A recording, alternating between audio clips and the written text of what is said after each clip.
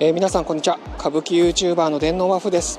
今日は11月歌舞伎座初日に来ました。いやー、この学生のすごい列を見てください。こんな歌舞伎座見たことありません。11月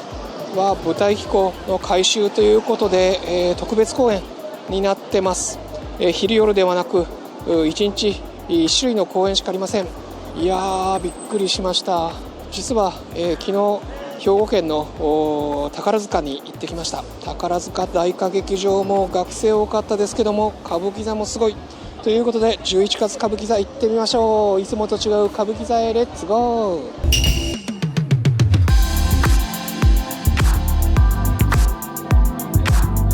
今最初の部、ようこそ歌舞伎座へと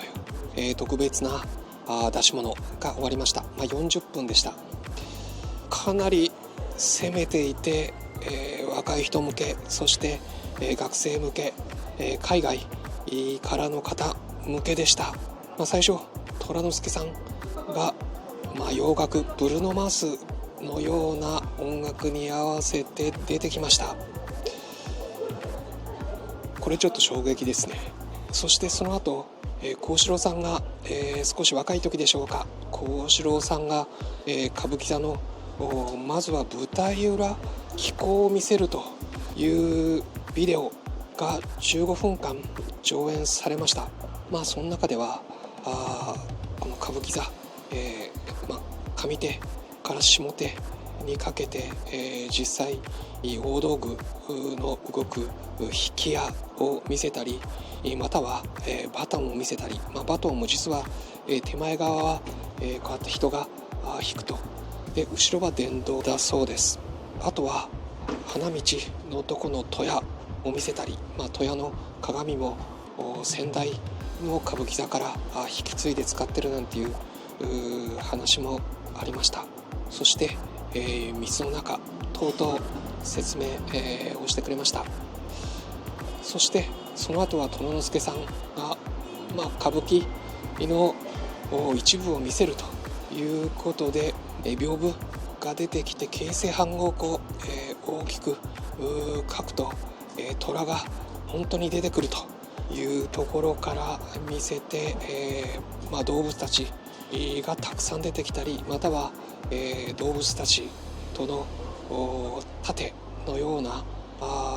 シーンもありました。取り手の人たち2人との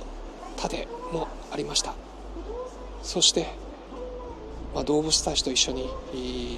写真を撮るフォトセッションもありました。ハッシュタグようこそ歌舞伎座へと書いて、ぜひ投稿してくださいということでした。そして、最後は今日は松緑さんでしたけども、トーク、それも尾上音蔵さんの通訳付きというトークコーナーがありました。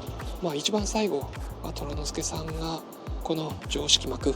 引いて、その後口上をして終わりました。休憩時間これから40分です。ちょっと長いかなと思います。若手が考えたということですけども、本当に今日たくさん来てる、初日からたくさん来てる学生向けです。正直言って2の方はこれはここの部分は来ない方がいいかもしれません。ちょっと驚いてしまいます。または心して、来てください。ただ見て、歌舞伎座本当に立派ですね。先日私ニューヨークに行って、メトロリタンオペラ劇場のバックステージツアーにも参加して本当に見せてもらいました。写真とかの撮影禁止だったんで、共有できないんですけども、その大きさにも匹敵するような歌舞伎座の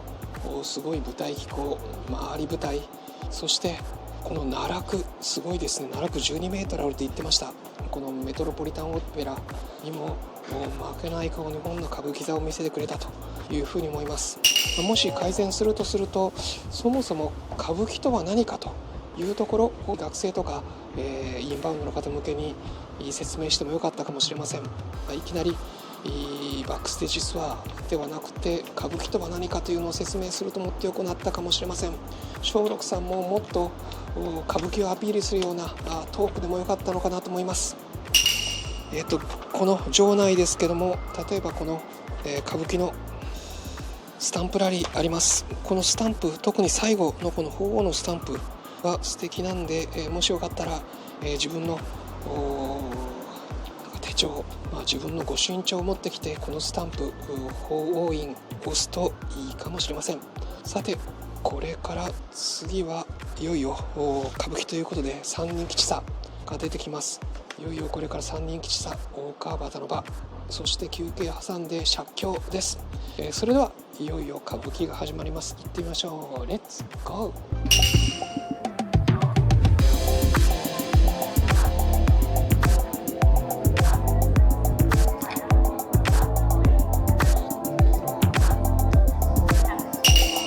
今、三人吉三の大川端の場が終わりました。お嬢吉三、左近さん初めての役ということですけども、丁寧に演じていたと思います。お嬢吉三、音瀬と一緒に出てきて花道で音瀬の後を歩いていて、くるりと振り返ってきっとこの泥棒白波の目をする、なかなか迫力がありました。この声も女から男の声、良かったと思います。本当に若い左近さん、そしてお正吉座が歌唱さん、そしてお坊吉座亀蔵さんという三人吉三でした。本当はここからの川竹木網の話が面白い。本当は初めて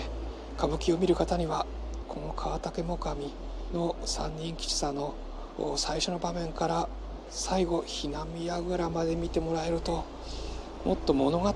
としての歌舞伎の面白さ、ストーリーとしての面白さが伝わるんで、本当は見てほしいなというふうに思います。一昨年の2月でしょうか、歌舞伎座でこの投資でやりました。あとシネマ歌舞伎でもこれは中村屋の三人吉三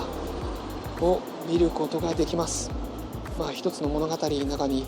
この3人の数奇な運命、とはいえそんなことが続くということを頭に置いて、本当にこの歌舞伎のストーリーの面白さ見てもらえるといいと思いました。三人吉三、実は来月12月に南座で高太郎さんがやります。高太郎さん、金之助さんでやります。これはベテラン勢の三人吉三。さあ、もしご覧になる方、この今月の歌舞伎座と、高太郎さん、隼人さん、そして、金之助さんの三人吉三、違いを見てもらうといいと思います。ということで、三人吉三大川端の場でした。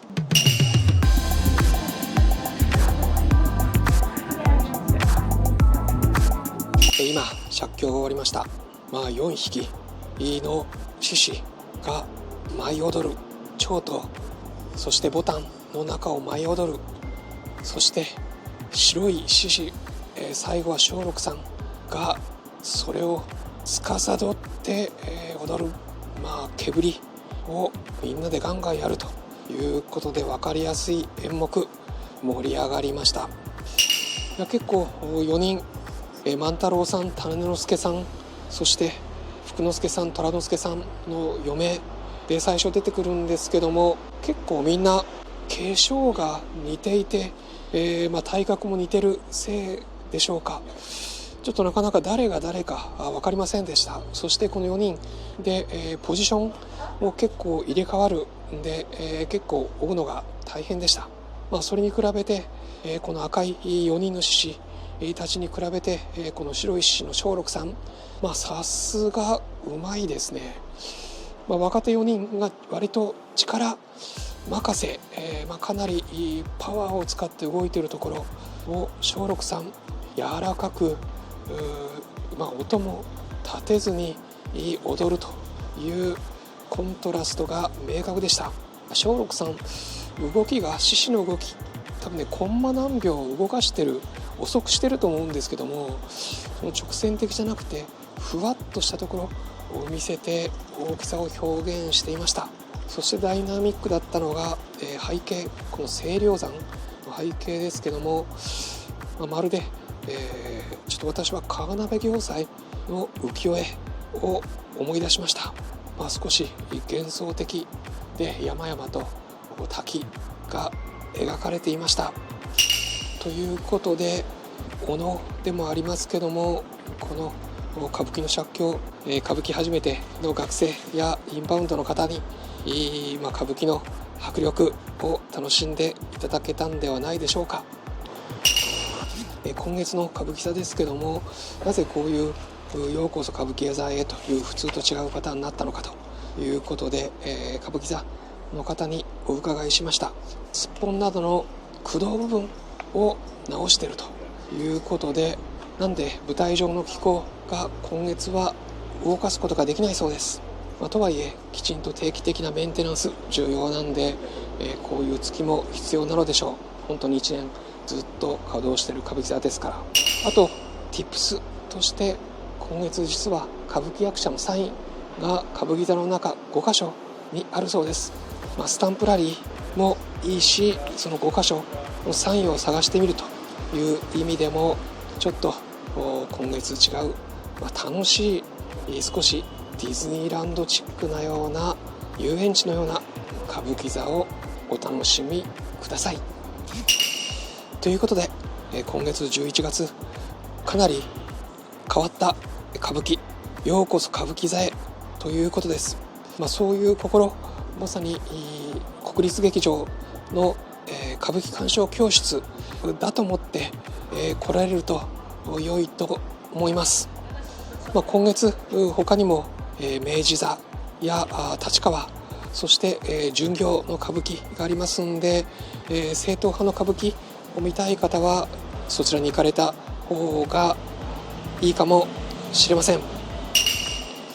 ということで今月も歌舞伎を楽しみましょう。ぜひいいねやチャンネル登録をしてくださると嬉しいです。そして公式 LINE やってますんで、毎週情報発信してますんで、そちらをご登録、この QR コードをスキャンして、ご登録いただけると嬉しいです。ということで歌舞伎 YouTuber の電脳和風でした。今日は、学生でいっぱい、海外の方でいっぱいの歌舞伎座から来ました。また本当にいろんな歌舞伎を楽しみましょう。それではまた。